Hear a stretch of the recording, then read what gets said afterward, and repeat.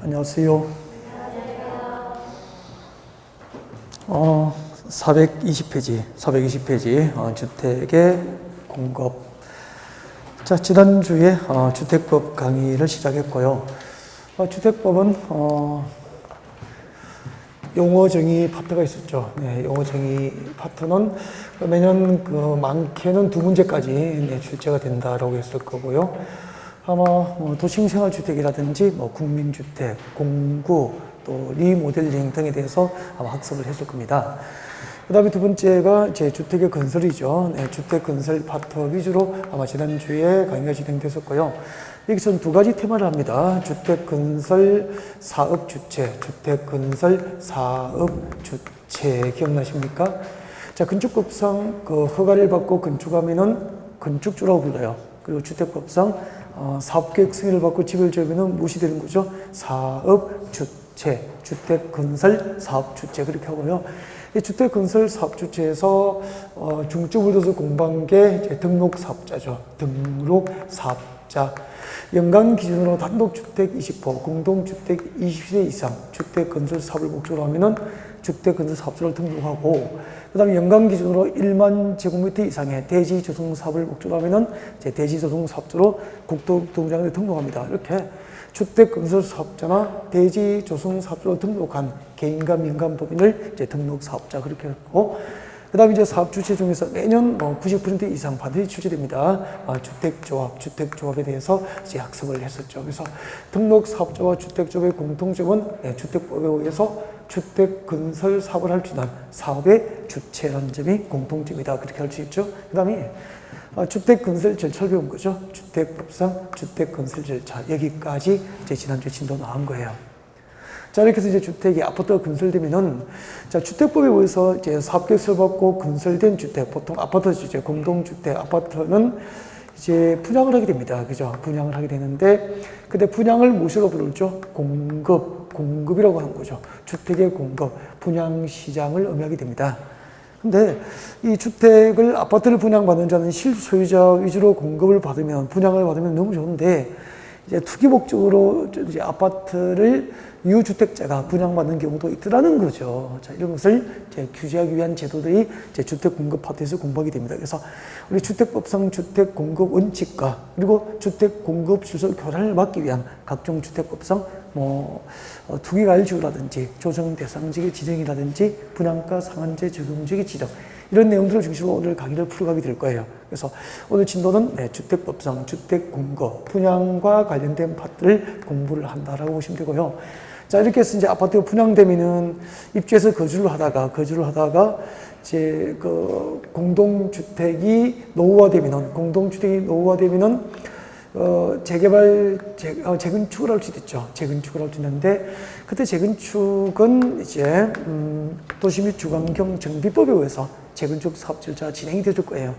자, 그리고 공동주택이 노후화되면은 재건축하는 방법도 있고, 자, 재건축하지 않고 기존의 공동주택을 리모델링하는 방법이 있어요. 이 리모델링 절차, 리모델링에 관한 절차는 무슨 법에서 규정합니까? 주택법에 규정이 되어 있다는 거죠. 그래서 우리 단독주택 30호, 공동주택 30세대 미만의 집을 지으면은 건축법상 건축허가를 받고 건축 절차가 이루어집니다. 단독주택 30호, 공동주택 30세대 이상의 주택을 건설하면은 주택법 적용을 받고 사업계획 승인을 받고 주택 건설 절차가 진행됩니다. 그리고 주택법상 리모델링 절차는 주택법에 규정되어 있고요. 이런 주택법상 리모델링 절차는 뭐죠? 리모델링 할 때는 허가를 받죠. 건축가 리모델링은 허가를 받고 합니다. 단 세대수 증가형 리모델링을 할 때 리모델링으로 증가되는 세대수가 30대 이상이면은 리모델링도 사업계획 승인 받고 리모델링 공사를 할 수 있도록 그렇게 절차가 규정되어 있습니다. 그래서 건축법상 건축 절차는 허가, 주택법상 주택 건설 절차는 승인, 주택법상 리모델링 절차는 허가, 그렇게 되는 거죠. 네. 그 다음에 이제 주택자금 파트에서 주택상환사채 이렇게 해서 오늘 제 강의를 마무리합니다. 그래서 지난주까지 공부했던 내용을 간단하게 이제 목차를 소개했고 오늘 공부할 테마들 공급 파트, 리모델링 파트 그리고 주택자금은 주택상환사채 위주로 강의가 진행되죠. 자, 이런 내용들 중심으로 오늘 주택급 진도 준비하겠습니다. 자, 주택공급 원칙부터 같이 볼까요? 자, 여러분 교재 420페이지 오시면 됩니다. 420페이지 오셔가지고 딱 중간에 오십시오. 딱 중간에 보면은 주택공급 원칙이 박스안에 동그라미 1번, 2번으로 준비가 되어 있을 겁니다. 자, 박스안에 420페이지 박스안에 들어오셔가지고 동그라미 1번에 별표하시고요. 여기서 세 가지를 기억하셔야 됩니다. 자, 주택법상 주택건설사업주체가 입주자 모집을 할 경우에는 자, 국토교통부령이 정한 바에 따라서 미축하십시오. 지량군수구청장의 승인을 받아야 한다. 밑에다가 원칙. 지량군수구청장으로부터 입주자 모집을 승인받습니다. 자, 승인을 동그라미 하시고 이때 승인이 뭐죠? 이때 승인을 동그라미 하시고 이때 승인은 입주자 모집 승인입니다. 입주자 모집 승인이죠. 입주자 모집은 승인을 받아야 한다. 그런 뜻이에요. 주택법상 사업주체가 입주자 모집을 할 때는 시량군수구청장으로부터 입주자 모집을 승인받아야 한다. 이게 원칙이라는 거죠. 첫 번째, 동그라미 1번의 첫 번째 줄 사업주체 뒤에 가로 안에 미칠 것이십시오. 공공주택 사업자는 입주자 모집 승인을 받지 않습니다. 입주자 모집 승인 대상에서 제외되니까 공공주택 사업자는 입주자 모집 승인을 받지 않고 입주자 모집을 할 수 있다는 거죠. 그때 공공주택 사업자 누구죠? 국가, 지방자치단체, 한국토지대공사, 그리고 지방공사, 국가, 지방자치단체, 한국토지대공사, 그리고 지방공사는 공공주택 사업자로서 입주자 모집 승인을 받지 않고 입주자 모집이 가능합니다. 그리고 그 두 번째 줄, 동그라미 1번의 두 번째 줄 괄호 안에 미칠 것이십시오. 복리시설. 자, 복리시설 입주자 모집은 입주자 모집을 승인받습니까? 신고합니까? 신고. 그럼 세 가지를 이렇게 해야 되겠죠? 주택급상 사업주체가 입주자 모집을 할 때는 시장군수구청장으로부터 입주자 모집을 승인받는 게 원칙인데 공공주택 사업자는 입주자 모집 승인 없이 입주자 모집이 가능하고 복리시설 입주자 모집은 승인받습니까? 신고하면 됩니까? 신고하면 된다. 이렇게 세 가지를 기억하셔야 돼요. 그리고 정리하면은 이제 420페이지 정리는 끝났고요. 420페이지 맨 밑에 주택을 공급받기 위한 조건이 나와 있습니다. 주택을 공급받기 위한 조건은 동그라미 1번, 2번, 동그라미 1번, 2번이 출제가 되는 능력입니다. 그래서 동그라미 1번, 2번을 묶어서 별표하시고 지나갈 때마다 읽어야 되는데 일단은 잠깐 이야기를 좀 듣고 동그라미 1번을 보셔야 이해가 될 거예요. 그래서 지금 요약집이기 때문에 앞에 부분을 없애버리고 이제 중요한 것만 적었기 때문에 무슨 말인지 잘 몰라요. 그래서 일단 이야기를 듣고 교재를 같이 봅니다. 거기 드시죠. 우리 모델하우스를 뭐라고 하죠? 우리 아파트 분양할 때 보면은 이제 모델하우스를 법에서는 무엇이라고 합니까? 견본주택이라고 합니다. 견본주택, 모델하우스죠. 우리 모델하우스 구경을 가보면은, 네, 한마디로 표현하면은 제가 뭐 가끔 이야기 하잖아요. 그죠? 환상이죠. 환상이죠, 환상. 갈 때마다 모델하우스는 멋지고 좋아요, 아무튼. 근데 같은 면적인데, 같은 32평인데, 어쩜 그렇게 잘 뺄 수 있을까? 공간 배치를 잘 할 수 있을까? 갈 때마다 이제 감동을 하는 거죠. 환상에 빠지게 되죠. 그렇게 해서 이제 계약을 하게 되잖아요. 근데 이 견본주택의 환상에 빠져서 주택 청약 계약을 하면은 바로 입주합니까? 이제 시아파트 입주할 때까지 2, 3년 정도 텀이 있잖아요. 2, 3년 뒤에 이제 시아파트 입주하면은 견본주택의 환상이 입주하면은 깨지는 경우가 많죠. 예를 들면은 그동안에 이제 주택 디자인이라든지 건축 마감 재료 등의 품질 수준이 2, 3년 동안 또 획기적으로 변하기 때문에 이제 2, 3년 전에 모델하우스 견본주택을 봤던 것은 또 환상이 깨지게 되는 거죠. 그래서 이와 같은 문제 때문에 앞으로 그 주택건설 사업주체, 건설회사가 구청의 입주자 모집 승인을 받으러 갈 때는 두 가지를 가져가야 돼요.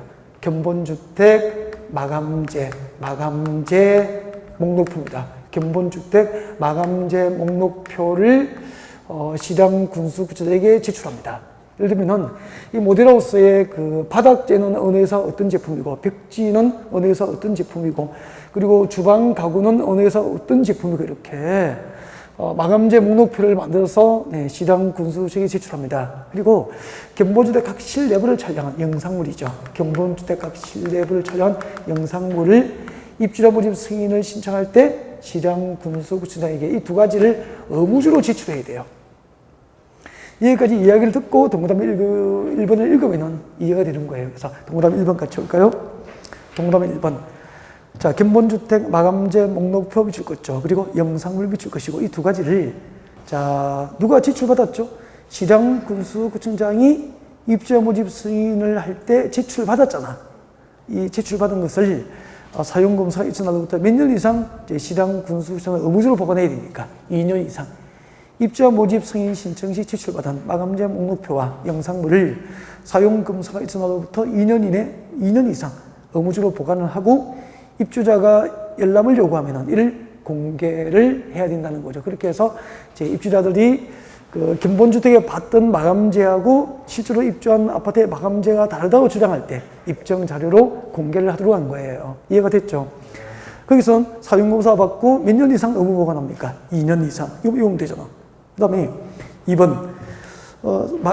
사업주체가 마감재 생산업체의 부도, 마감재 생산업체의 부도 등으로 인한 제품 품귀 등 부득이한 사유로 인해서 사업계획 승인 또는 마감재 목록표 마감재와 다르게 마감재를 시공하고 설치할 경우도 있죠. 이럴 때는 밑을 쭉 보시면 되죠. 당초 마감재와 같은 질 이상의 마감재로 설치를 해야 됩니다. 당연한 거 아닙니까? 그죠? 마감재 목록표 제출할 때 바닥재를 A급으로 쓰기로 했다면은 그 A급 납품업체가 부도로 없어지더라도 그 A급 품질 이상의 마감재를 사용하라는 거지 뭐. 알겠죠? 네. 이것도 이제 출제가 됐었죠. 이렇게 나왔었다고.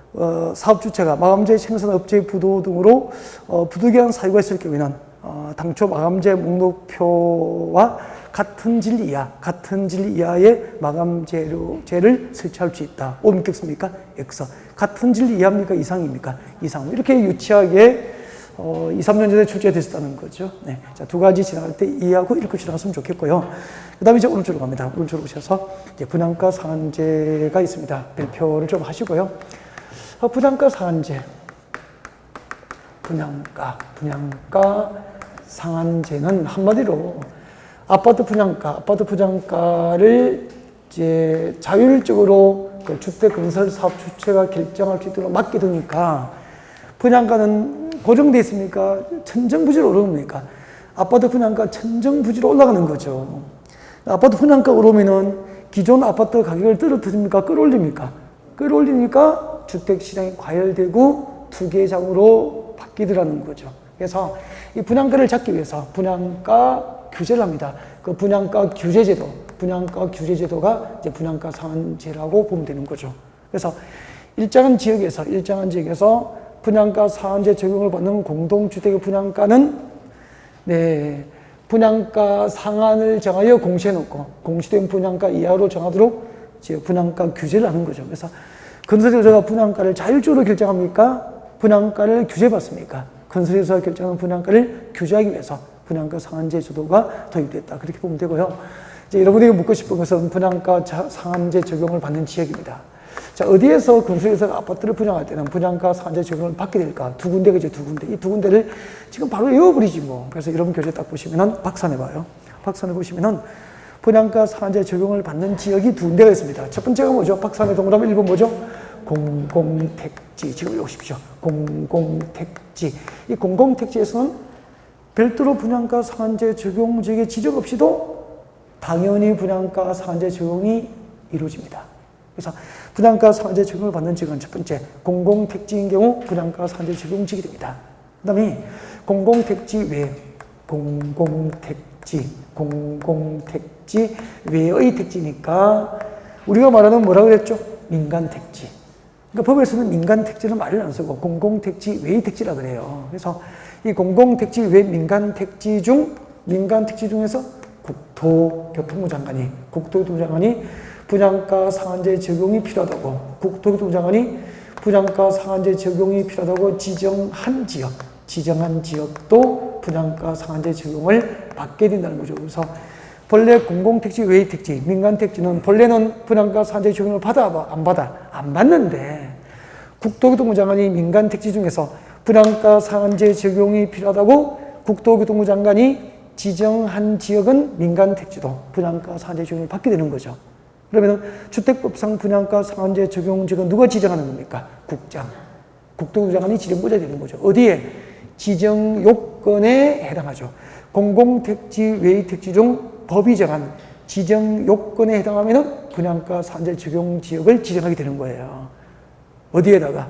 공공택지 외의 택지 중에서 지정하는 거죠. 국토교통부 장관이.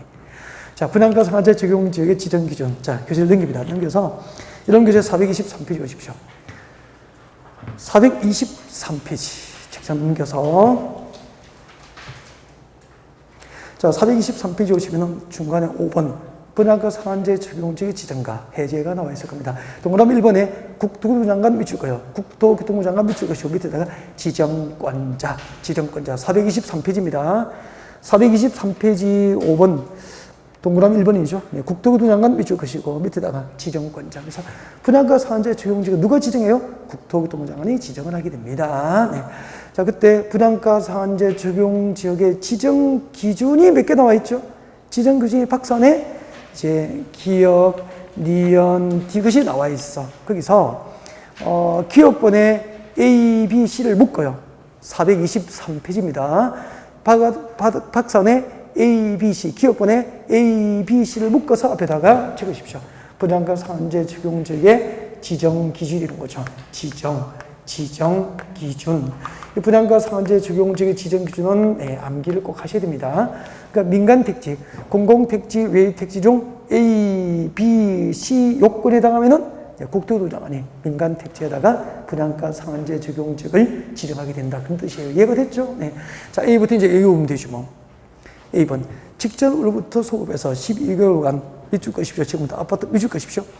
아파트 분양가 상승률, 물가 상승률 몇 배? 2배를 초과한적입니다. 2배 동그라미. 여기서는 2배만 딱 외우면 돼.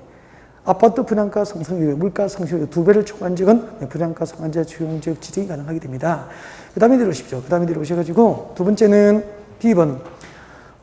직전 월부터 소급해서 3개월간 지금부터 밑줄 거세요. 주택 매매 거래량이 전년 동기 대비 몇 %? 20% 이상 증가한 지역 20% 이상 동그라미 하면 되죠. 그 다음에 C번. 직접으로부터 소급해서 주택 공급이 있었던 2개월 동안 해당 지역에서 공급되는 밑줄 것이십시오. 주택 동그라미 주택의 월 평균 청약 경쟁률이 모두 5대1을 초과한 지역 5대1 초과 동그라미 합니다. 그 다음에 해당 지역에서 공급되는 다음 밑줄 걷죠. 국민주택 규모 주택 동그라미 하시고요. 국민주택 규모 주택 월평균 청약 경쟁률 모두 얼마? 10대1 초과 동그라미 10대1 초과한 지역은 분양가 상한제 적용 지역을 지정할 수 있게 됩니다. 그래서 분양가 상한제, 민간 택지의 국토교통부 장관이 분양가 상한제 적용 지역을 지정할 수 있는 기준, 분양가 상한제 적용 지역의 지정 기준은 2배, 20%, 청약 경쟁률은 5대1, 10대1. 그럼 다 외운 거잖아요. 2배, 20%, 5대1, 10대1. 그렇게 암기하셨으면 좋겠습니다. 그 문장을 다 외우고 있으면 한나절 동안 외우도 헷갈립니다. 2배, 20%, 5대1, 10대1. 근데 청약 경쟁률은 주택은 청약 경쟁률이 얼마 초과죠? 5대1 초과. 국민주택 규모 주택은 청약 경쟁률 10대1 초과 지역은 민간 택지도 분양가 상한제 적용 지역을 지정할 수 있다. 그렇게 하면 되죠. 그 다음에 이제 앞으로 다시 와요. 다시 와가지고 421 와요. 다시 와요. 앞쪽에 다시 와요. 421페이지. 421페이지 오면은 이제 분양가 상한제 적용을 받는 지역은 공부를 했죠. 공공택지거나 아니면 공공택지 외의 택지 중 국토교통부 장관이 분양가 상한제 적용이 필요하다고 지정한 지역은 분양가 상한제 적용을 받게 된다. 여기까지 한 거죠. 그 다음에 이 분양가 상한제 적용 지역에서 어떤 주택이 분양가 상한제 적용을 받게 될까? 분양가 상한제 적용 대상입니다. 분양가 상한제 적용을 받는 대상은 421페이지 저 위에 목차 4번 분양가 상한제 적용 주택 그 밑에 양가로 1번 적용 지역 찾았습니까? 그 밑에 밑줄 거예요. 사업주체가 일반에게 공급하는 공동주택 밑줄 거예요. 사업주체가 일반에게 공급하는 공동주택은 분양가 상한제 적용 대상이 되는 거예요. 밑에 적어요. 적용 대상, 분양가 상한제 적용 대상이 됩니다. 그러면은 이제 고개를 드시면 되죠. 여러분, 고개 드세요. 주택 공공택지이거나 공공택지 외의 택지 중 국토교토부 장관이 분양가 상한제 적용이 필요하다고 지정한 지역은 분양가 상한제 적용을 받잖아. 이 분양가 상한제 적용 지역에서 건설 공급되는 건축물 가운데서 누가 주택법상 사업주체가 특별 공급합니까? 일반 공급합니까? 일반에게 말은 특별 공급 대상이 아닌 자에게 공급하는 거예요. 예를 들면은 북한에서 이렇게 이제 탈북해서 우리나라에 오신 분들은 이제 이렇게 임대주택 등을 특별히 공급을 합니다. 그래서 일반에게 공급합니까? 특별 분양입니까? 특별 분양이 아닌 거예요. 그러니까 이 공공택지 안에서 주택법상 사업주체가 특별 분양하지 않고 일반에게 분양하는 공동주택은 분양가 상한제 적용 대상이 된다는 거죠. 그러면은 주택법상 사업주체가 일반에게 공급하는 단독주택은 분양가 상한제 적용을 받아 안 받아? 안 받는 거예요. 그래서 분양가 상한제 적용을 받는 대상은 주택법상 사업주체가 일반에게 공급하는 공동주택만 분양가 상한제 적용을 받게 되는 거예요. 이해가 됐죠? 그때 그 공동주택 중에서 분양가 상한제 적용 대상에서 제외되는 게 있어. 주택법상 사업주체가 일반에게 공급하는 공동주택이지만 분양가 상한제 적용을 안 받는 것은 이것은 암기를 해야지. 당연히 외워야 된다고. 그래서 여러분 교재 봐요. 421페이지 양괄호 2번에 적용 제외 나와 있죠? 암기해야 되죠. 뭐. 첫 번째 도시생활주택 미칠 거예요.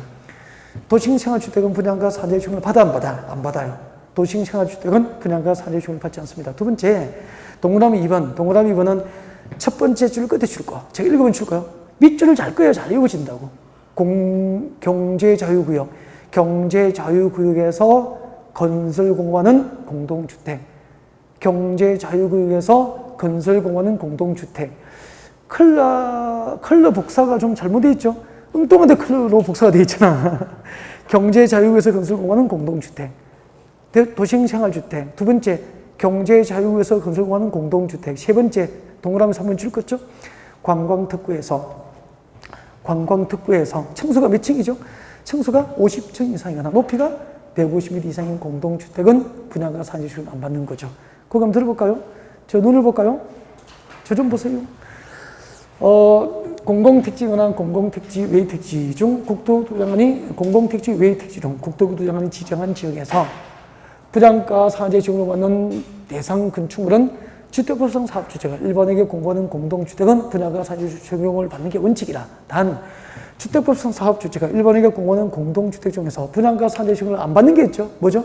도시생활주택, 경제자유구역에서 건설 공급하는 공동주택, 그리고 관광특구에서 층수가 50층 이상, 높이가 150m 이상인 공동주택은 분양가 상한제 적용을 받는 지역에서도 분양가 상한제 적용 대상에서 제외된다. 완전히 이해했죠? 이해가 돼야 외워진다고, 이제. 이해가 안 되는 걸 외우려니까 힘들고 자꾸 시간 오래 걸리고, 그렇죠. 그 다음에 이제 저 밑에 들어봐요. 네. 저 밑에 보면 이제 택지비가 나와 있는데, 택지비 뒤에 밑에 줄 거죠. 분양 가격은 동그라미예요. 분양가. 아파트 분양가는 어떻게 결정하죠? 택지비와 건축비로 구성한다. 밑줄 것이고요. 여러분, 아파트 분양가는 어떻게 결정합니까? 우리가 분양받는 아파트 분양가는 이꼴, 아파트는 어디에 짓습니까? 택지를 조성해서 아파트를 짓잖아요. 그래서 택지를 조성했을 때 그 택지비 땅값이죠. 택지비에다가 아파트를 지을 때는 건축비가 들잖아. 그 택지비와 건축비를 합하여 아파트 분양가가 산정되는 거죠. 그리고 자, 이렇게 이제 택지비와 건축비를 합하여 분양가가 산정이 되면 그 산정된 분양가를 비밀로 합니까? 공시합니까? 공시합니다. 공시. 분양가를 공시해 놓고 분양가 상한제 적용 지역에서 분양가 상한제 적용을 받는 공동주택은 전부 이 공시된 분양가 이하로 분양가를 결정하도록 규제를 하는 거예요. 분양가 상한제 적용 제도란 분양가를 법이 정한 택지비와 건축비를 산정하고 이것을 합하여 분양가를 산정하고 산정된 분양가를 공시해놓고 그 분양가 상한제 적용 지역에서 아파트를 분양하는 건설 사업 주체라 하여금 공시된 분양가 이하로 분양가를 정하도록 규제하는 제도가 분양가 상한제가 되는 거예요. 자, 그때 이제 분양가는 택지비와 건축비를 구성하는데 택지비를 어떻게 산정할까? 그때 택지비 산정 방법이 두 가지가 있어. 공공택지 안에서 택지비 산정 방법하고 공공택지 외의 택지에서 택지비를 산정하는 방법을 구분해서 암기를 해야 돼. 그리고 건축비는 어떻게 산정할까요? 건축비는 어떻게 산정하는지 이걸 살짝 공부를 해야 돼요. 그래서 이런 것은 많이 중요하진 않아. 쪽지에 적어서 암기할 정도는 아닌데 혹시 지문에 들어갔을 때 당황하지 않을 정도로 살짝 외워둬야 되는 거야. 중요하진 않거든요. 그래서 살짝 암기가 필요해. 그래서 살짝 암기를 할 수 있도록 제가 교재에 요리를 좀 해드리면 암기가 쉬워지는데 그렇게 좀 해드려도 괜찮죠? 네. 다행이다. 보세요. 여러분 교재 422페이지입니다. 422페이지. 422페이지 오세요. 자, 422페이지 오면은 제일 위에 동그라미 1번, 2번이 나와 있을 거예요. 422페이지 제일 위에 박스안에 동그라미 1번, 2번 나와 있죠? 동그라미 1번, 2번을 묶어서 앞에다가 택지비 산정 방법이에요. 택지비 산정 방법. 이렇게 제목을 잘 적어두면 혼자 나중에 책 보기 참 좋죠. 택지비를 산정하는 방법이 이렇게 산정해요. 동그라미 1번 같이 봅니다. 공공택지 동그라미예요. 공공택지에서 택지비 산정하는 방법은 죽겠죠. 택지 공급 가격 줄 거예요. 공급 가격 동그라미. 택지 공급 가격에 그다음 손 떼고 국토교통부령이 정하는 택지 관련 비용을 더해서 산정합니다. 거기서 택지 관련 비용, 택지와 관련된 비용 줄 거예요. 택지와 관련된 비용 동그라미. 그래서 비용 동그라미 합니다. 그래서 공공택지에서 택지비는 어떻게 산정하죠? 택지 공급 가격에 관련 비용을 더하여 산정한다는 거예요. 공급 가격 플러스 관련 비용 그렇게 보면 되죠. 여러분 택지를 조성하면은 택지에 이런 관련 비용이 들어가죠. 택지를 등기하려면 뭐가 들어가죠? 등기비도 들어가고, 그죠? 네. 그 다음 택지를 조성해서 부가가치가 땅값이 오르면은 뭐 양도세를 내든지 이런 거 세금이 들어가고 뭐 하잖아. 이렇게 택지 관련 비용을 더하게 되는 거예요. 네. 그래서 거기 한번 들어볼까요? 공공택지에서 택지비를 어떻게 산정하죠? 택지 공급 가격 플러스 관련 비용, 택지 공급 가격에 관련 비용을 더하여 산정한다. 이렇게 보면 되잖아. 공급 가격 플러스 관련 비용 이렇게 보면 되죠. 이제 비교하면 되지. 공공택지 외의 택지. 동그라미 2번 해봐요. 공공택지 외의 택지에서 택지비는 감정가격 동그라미 하십시오. 택지 감정가액이 있어요. 그 택지 감정가액에다가 택지 관련 비용 동그라미, 관련 비용을 더해서 산정합니다. 그러면 딱 비교되죠? 공공택지에서 택지비는 택지 공급 가격에 관련 비용을 더해서 산정하고, 공공택지 외의 택지에서는 택지 감정가액에 관련 비용을 더해서 산정하죠. 공급 가격 플러스 비용. 공공택지 외의 택지는 감정가액 플러스 비용. 그렇게 보면 되죠. 길어집니까? 짧아집니까? 짧아지잖아요. 그리고 내려봐요. 건축비 내려봐요. 박스 안에 빠져나오세요. 4번은 건축비 찾으셨어요? 자, 분양가 구성 항목 중에서 건축비는 어떻게 산정하느냐 하면은 국토교통부장관이 정하여 고시하는 건축비가 있어. 국토교통부에서 정하여 고시하는 건축비를 뭐라고 불러요? 기본행 건축비라 그래. 동그라미 합니다. 기본행 건축비에 국토교통부령으로 정하는 금액을 더한 금액으로 합니다. 그래서 더한 금액 동그라미. 그래서 건축비. 우리 분양가를 구성하는 건축비는 어떻게 산정하죠? 건축비를 산정하는 방법은 기본행 건축비입니다. 기본형 건축비. 국토교통부에서 매년 건축비를 정하여 고시하는 건축비를 뭐라고 합니까? 기본행 건축비라고 그래요. 그 기본행 건축비에다가 더한 금액. 국토교통부령으로 정하는 금액을 더하니까 국토교통부령을 찾아서 공부할 필요는 없잖아요. 그래서 기본행 건축비에 더한 금액으로 한다. 기본행 건축비 플러스 더한 금액. 그렇게 보면 되잖아. 이렇게 해서 택지비와 건축비가 산정되면 이 두 개를 합하여 무엇이 되는 거죠? 분양가를 구성하게 되고, 분양가가 산정되면 공시하고, 공시된 분양가 이하로 분양가 규제를 하게 되는 거예요. 자, 지금까지 분양가 상한제에 대해서 설명을 드리고 있고요. 여기까지 하면은 다 끝났죠. 핵심은 다 끝났습니다. 이제 책전 넘깁니다. 넘겨서 여러분 교재 424페이지입니다. 여러분 교재 424페이지 오시면 주택을 공급받는 자와 공급하는 자의 제한이 나와 있고요. 1번 저 밑에 있습니다. 큰 1번에 주택을 공급받는 자에 대한 제한해가지고 주택 공급 질서 교란 금지 규정 나와 있습니까? 주택 공급 질서 교란 금지, 이것이 제목이 되어야 돼요. 이거 동그라미 하세요. 주택 공급 질서 교란 금지 규정이에요. 이게 제목, 목차입니다. 주택 공급 질서 교란 금지 규정입니다. 네. 자, 읽어드리겠습니다. 누구든지 주택법에 따라서 건설 공급된 주택을 공급받거나 공급받게 할 목적으로 다음 중 한 개에 대한 정서 또는 지위를 양도 동그라미 합니다. 동그라미 하세요. 양도, 양수 동그라미 하세요. 양도, 양수 또는 이를 알선하거나 알선 동그라미. 그리고 양도, 양수 또는 이를 알선할 목적으로 광고 동그라미. 광고하는 행위를 해서는 안 된다. 이제 고개를 드시면 됩니다. 고개를 드시고요.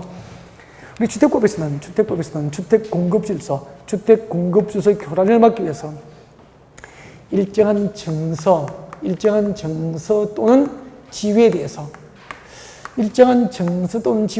주택 공급 질서 교란을 방지하기 위해서 4가지 행위를 금지합니다. 일정한 정서와 지위에 대해서 무엇을 할 수 없다? 양도하거나 양수하는 행위를 못하게 합니다. 그리고 양도, 양수를 알선하는 행위를 못하게 합니다. 그리고 양도, 양수를 알선할 목적으로 인터넷이나 신문, 방송 등에 광고하는 것을 전화 등 광고를 금지합니다. 몇 가지 금지 행위가 있죠? 4개. 주택 공급 질서 교란을 막기 위해서 금지된 행위가 4가지가 있습니다. 일단 외우세요. 주택 공급 질서 교란을 막기 위해서 금지된 행위가 뭐죠? 양도, 양수, 알선, 양도, 양수, 알선 등을 목적으로 하는 광고 행위는 주택 공급 질서 교란을 막기 위해서 금지된 행위예요. 일단 금지된 행위를 4개 외워야 돼요. 금지된 행위가 뭐죠? 주택 공급 질서 교란을 막기 위해서 일정한 정서나 지위에 대해서 4가지 행위가 금지되어 있다. 무슨 행위죠? 양도, 양수, 알선 목적의 광고 행위가 금지되어 있다 이 말입니다. 단 가로 안에 보세요. 상속, 저당 찾으셨습니까? 상속과 저당은 금지입니까? 허용입니까? 상속과 저당은 금지 행위에서 제외. 그래서 상속과 저당은 허용이 돼요. 그럼 보통 이제 상속과 저당이라는 단어가 보이면 정답이 돼요. 문제를 풀다 보면은. 그러면 잠깐만. 주택 공급 질서 교란을 막기 위해서 양도, 양수 등이 금지된 정서나 지위가 5개죠. 이걸 외워야 된단 말이야. 주택 공급 질서 교란을 막기 위해서 양도, 양수 등이 금지된 정서 또는 지위에 해당하는 것은 이건 암기를 하시면 이거 외우면 이제 수능 정도 끝이라니까. 이걸 못 외우면 안 돼. 이건 필수야. 이걸 이제 외워야 된단 말이야. 지금까지 이해를 하셨다면은 주택 공급 질서 교란을 막기 위해서 양도, 양수 등이 금지된 정서나 지위를 암기라. 이걸 못 외우면은 이제 신고할 거야. 경찰서에 신고할 거야. 암기하시. 이거 암기를 못하면 다 못 찾는다고 그러지. 여기까지 이해하셨다면 이건 암기하셔야 돼요. 그래서 오른쪽으로 가면은 저 위에 박스가 있어. 저 위에 박스 안에 입주자 저축 정서부터 동그라미 5번까지 나와 있죠. 그죠? 동그라미 1번부터 5번까지를 암기를 하셔야 되는데 위에 제목을 적어요. 위에 제목을 적어놓고 외우면은 그냥 제대로 이해가 되는 거잖아. 그걸 뭐라고 외워야 되잖아. 뭐 외우긴 뭐라고 외워야 되냐고. 책이락 외우지 말고, 공법을 강의하는 선생은 책이락. 그렇게 왜 정확하게 외우는 거잖아. 목차를 적으라고. 양도, 양수 등이 금지된 정서 또는 지위. 양도, 양수 등이 금지된 정서 또는 지위.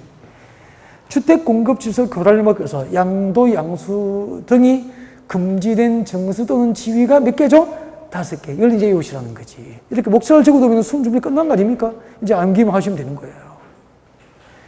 목차를 이렇게 적었다는 것은 이해가 됐다는 거죠. 그래서 양도, 양수 등이 주택 공급 질서 교란을 막기 위해서 양도, 양수 등이 금지된 정서나 지위. 첫 번째, 입주자 저축 정서. 입주자 저축 정서 뒤에다 적으십시오. 예를 들면은 무엇이 있다고 됐죠? 주택 청약, 종합 저축. 주택 청약, 종합 저축 정서는 타인에게 양도, 양수할 수 있다, 없다? 없다. 예를 들면은 주택 청약, 종합 저축에 가입하는 거야. 주택청약종업 저축에 가입해서 매달 얼마씩 몇 개월 이상 불입을 하면은 청약순위를 1순위, 2순위 자격을 주는 거예요. 만약에 우리 앞에 선생님이 주택청약종합저축에 가입하고 10년 됐어. 가입 금액이 1,500만 원이야. 그래서 주택청약할 때 1순위 자격을 가지고 있는 거야. 제가 친하니까 이분에게 프리미엄을 주고 프리미엄을 드리고 그 증서를 받으면은 불법으로 양도양수를 했잖아. 이런 행위를 할 수 있어 없어? 없다 이 말 이해가 되죠 이제? 주택청약종합저축증서는 양도양수할 수 없고요. 이걸 양도양수를 목적으로 알선하는 행위를 중개사가 하면 안 되고 또 양도양수 알선해 보려고 신문이나 인터넷 등에 광고해서도 안 되는 게 다 위반이 되는 거예요. 그럼 앞으로 주택청약저축증서를 그 통장을 불법으로 프리미엄 붙여서 거래를 할 수 있어 없어? 없도록 만든 거예요. 두 번째는 주택 상환 사채 이걸 한번 봐요. 이해를 해야 된다고. 주택 상환 사채가 뭐죠? 라고 물으면 하실 말이 있죠. 여러분에게 주택 상환 사채가 뭐죠? 물으면 이렇게 대답해야 되잖아.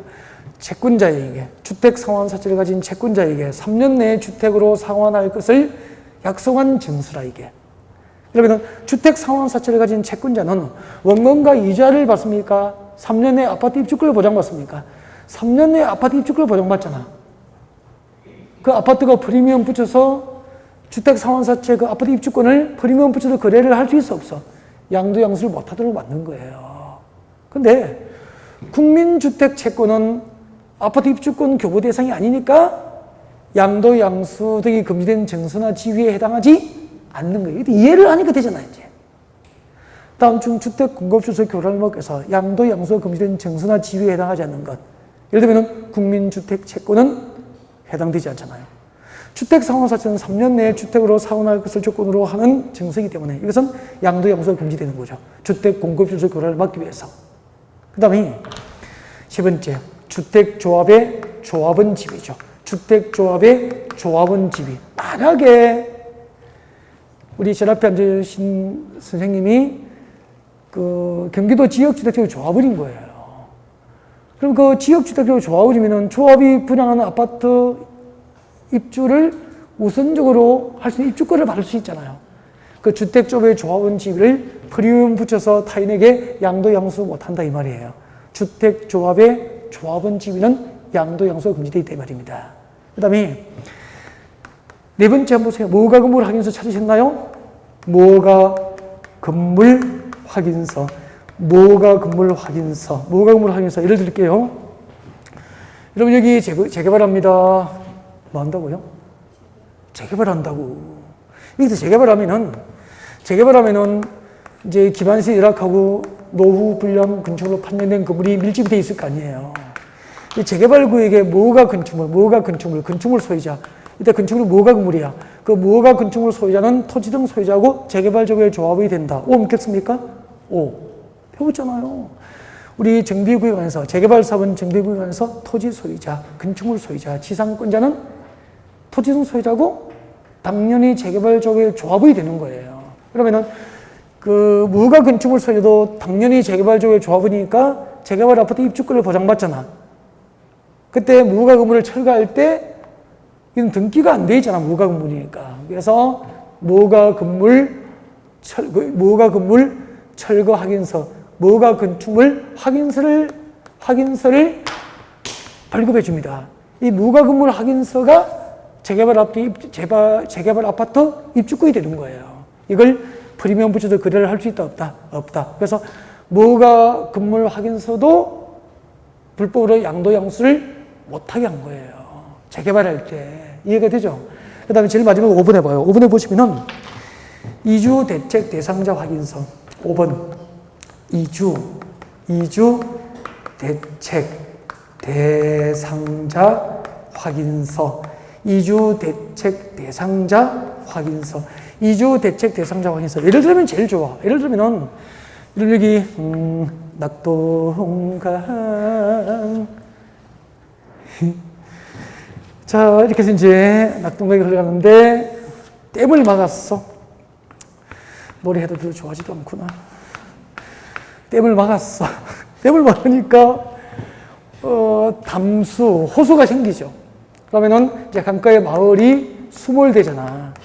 이 수몰민들은 댐 속에 살아야 됩니까? 물 속에 살아야 됩니까? 이주시켜야 됩니까? 수몰민을 이주시키기 위한 이주단지 신도시를 만들 수 있죠.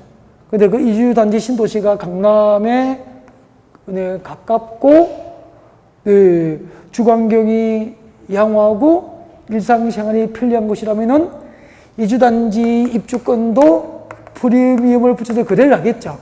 그럼 이 수몰민들에게 나중에 건물 철거하기 전에 뭘 떼줍니까? 이분들이 이주 대책 대상자라는 것을 확인해 주는 거야. 그 이주 대책 대상자 확인서는 이주단지 신도시에 입주할 수 있는 입주권이 보장되잖아요. 프리미엄 붙여서 거래할 수 있다, 없다? 없다. 그런 뜻이에요. 이해가 됐죠? 지금까지 주택 공급 시설 교란을 막기 위한, 금지행위가 몇 가지였죠? 4가지. 양도, 양수, 알선 목적의 강공행위가 금지되어 있고, 그 금지행위를 법으로 규정하고 있지만 하시는 분이 있습니까? 없습니까? 있죠. 불법으로 프리미엄 붙여서 양도, 양수를 하거든. 그래서 하면은 그냥 둬야 됩니까? 처벌해야 됩니까? 처벌해야 되죠. 그래서 위반 시 조치 옵니다. 양도, 양수 금지 규정을 위반했을 때 조치입니다. 읽어볼게요.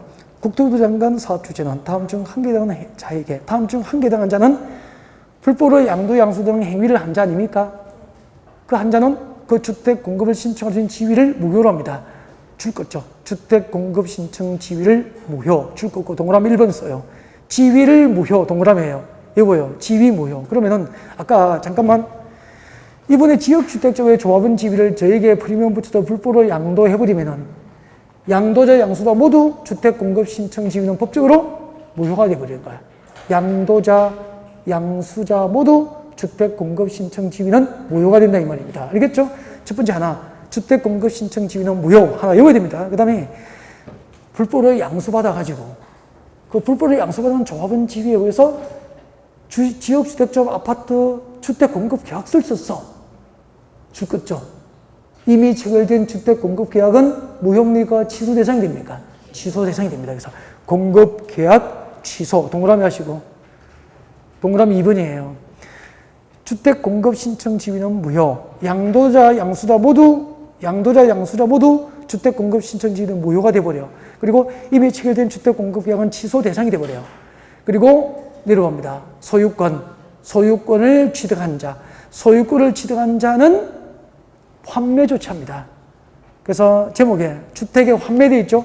환매 동그라미. 이게 동그라미 3번이야. 환매 조치. 주택 가격을 지급한 날 사업주체가 해당 주택을 취득한 것으로 봅니다. 환매 조치. 그 다음에 입주를 한 자에게, 입주한 자에게는 기간을 정해서 뭐 하죠? 퇴거 명령할 수 있어요. 퇴거 명령 동그라미. 이게 동그라미 4번이야. 주택의 입주, 불법으로 취득한 주택에 입주한 자는 퇴거 명령할 수 있어요. 입주한 자는 퇴거 명령합니다. 소유권을 취득하면 환매 조치합니다. 그리고 줄 거죠. 3년 이하의 징역에 3천만 원 이하의 벌금입니다. 3대3. 이거 몇 번이죠? 5번. 지위는 무효, 계약은 취소, 소유권 취득자는 환매 조치, 입주를 마친 자는 퇴거 명령, 그리고 3대3 형벌을 가할 수 있어요. 3년 이하의 징역에 3천만 원 이하의 벌금. 그리고 책자를 넘기면은 10년 범위 내에서 입주자 자격이 제한됩니다. 10년 범위 내에서 줄 거죠? 10년 범위 내에서 입주자 자격이 제한됩니다. 자, 그 다음에 이제, 2번에 보면은 박스 밑에 봅니다. 주택을 공급하는 자에 대한 제한 해가지고, 저당권 설정 등 제한 나와 있습니까? 저당권 설정 등 제한대에다가 부제목을 씁니다. 부제목을 크게 쓰세요. 사업주체의 행위 제한. 사업주체의 행위 제한이라고 써주세요. 여기서부터 잠시 휴식하고 2교시에 진행하겠습니다.